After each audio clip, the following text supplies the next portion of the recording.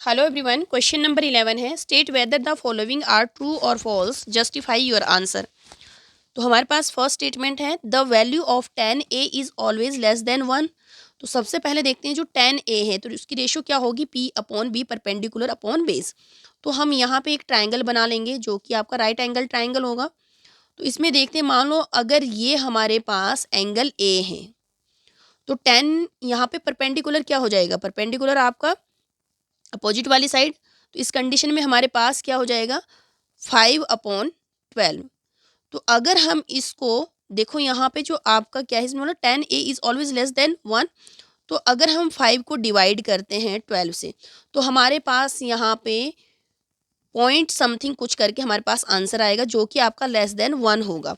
इस कंडीशन में हमारे पास ये आ जाएगा लेस देन 1। और अगर मैं इस वाले एंगल को एंगल ए ले लेती हूँ, मान लो ये एंगल ए है, तो इसका परपेंडिकुलर क्या हो जाएगा, सामने वाला अपोजिट वाली साइड, और इसका जो बेस हो जाएगा साथ वाली साइड। तो यहाँ पे क्या हो जाएगा हमारे पास 10a हो जाएगा 12/5। तो अगर हम डिवाइड करते हैं तो ये हमारे पास ग्रेटर देन 1 आ जाएगा। तो इस कंडीशन में हमारे पास जो 10a की वैल्यू है वो आपकी क्या हो जाएगी, 1 हो जाएगी। तो यहाँ पे बोला the value of 10a is always less than 1। तो यहाँ पे ये आपका फॉल्स हो जाएगा, क्योंकि हमारे पास जो 10a है ये आपका क्या हो सकता है, ग्रेटर देन भी हो सकता है और लेस देन भी हो सकता है।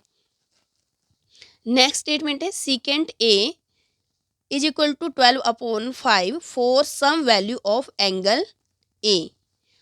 अब हमको बोलना है कि जो सीकेंट ए है ये रेशो की किसी वैल्यू, कोई एंगल ए पे इसकी वैल्यू 12/5 हो सकती है। तो यहाँ पे भी हम चेक करेंगे। सबसे पहले मान लो ये हमारे पास राइट एंगल ट्राइंगल है, तो सीकेंट होता क्या, सीकेंट की रेशो क्या होती है हमारे, देखो जो सीकेंट है ये किसका रेसिप्रोकल होता है, उल्टा होता है कॉस का। तो कॉस होता है हमारे पास b/h। तो ये हो जाएगा हमारे पास h/b, hypotenuse upon b, secant A. तो यहाँ पे हम देखेंगे जो h है वो 12 है और b हमारे पास 5 है। तो मान लेते हैं अगर हमारे पास एंगल ए ये है यहाँ पे, तो इसका बेस हो जाएगा साथ वाली साइड, ये 5 हो जाएगा, और हाइपोटेन्यूस हमेशा 90 डिग्री के अपोजिट वाली साइड होती हैं, तो ये हो जाएगा 12। और वैसे भी जो हमारे पास हाइपोटेन्यूस है वो परपेंडिकुलर और बेस से हमेशा बड़ा होता है। तो यहाँ पे बोला है 12/5। तो ये वाली जो हमारे पास स्टेटमेंट है वो सही हो जाएगी, दिस इज ट्रू स्टेटमेंट, क्योंकि हमारे पास जो हाइपोटेन्यूस है वो ग्रेटर देन बी है। तो सीकेंट की कंडीशन में हमारे पास हमेशा जो एच होगा वो हमेशा ग्रेटर देन होगा बी से, मतलब बेस से, हाइपोटेन्यूस बड़ा होगा बेस से। नेक्स्ट क्वेश्चन है cos A is abbreviation use for the cosecant of angle A. कि जो कॉस ए है इसका यूज किया जाता है एज ए एब्रीविएशन कॉसिकेंट के लिए। तो ये गलत हो जाएगा। जितने भी हम शॉर्टकट में साइन हो गया, कॉस हो गया, टेन है आपका, साइन का उल्टा कॉसेक हो गया, कॉसेक, सेक और कॉट, ये सारी हम एब्रीविएशंस यूज़ करते हैं ट्रिग्नोमेट्रिक रेशोज़ के लिए। जो हमारे पास साइन है, साइन होता है हमारे पास, साइन की फुल फॉर्म SINE।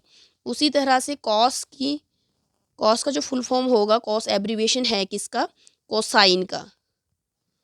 जबकि हमारे पास कॉसिकेंट, कॉसिकेंट होता है कॉसेक का, कॉसेक का हो जाएगा हमारे पास कॉसिकेंट।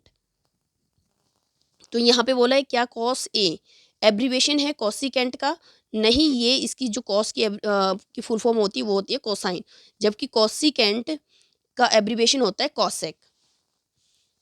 तो ये भी हमारे पास यहाँ पे फॉल्स हो जाएगा।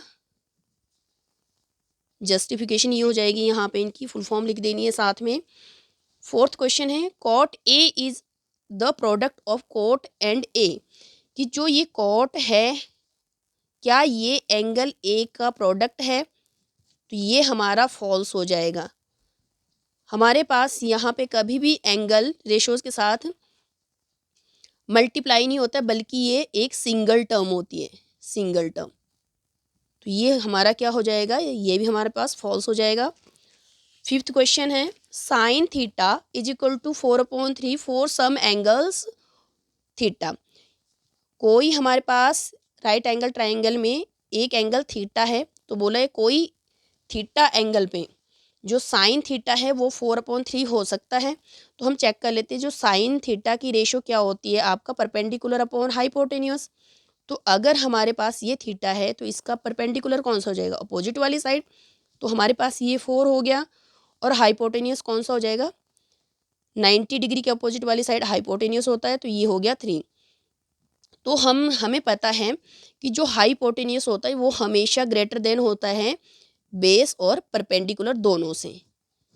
तो यहाँ पे हमारे पास देखो परपेंडिकुलर बड़ा है और हाइपोटेन्यूस छोटा है, जबकि हमेशा क्या होगा एक पाइथागोरस थ्योरम में जो हाइपोटेन्यूस का स्क्वायर होता है वो आपका परपेंडिकुलर का स्क्वायर प्लस बेस का स्क्वायर के इक्वल होता है।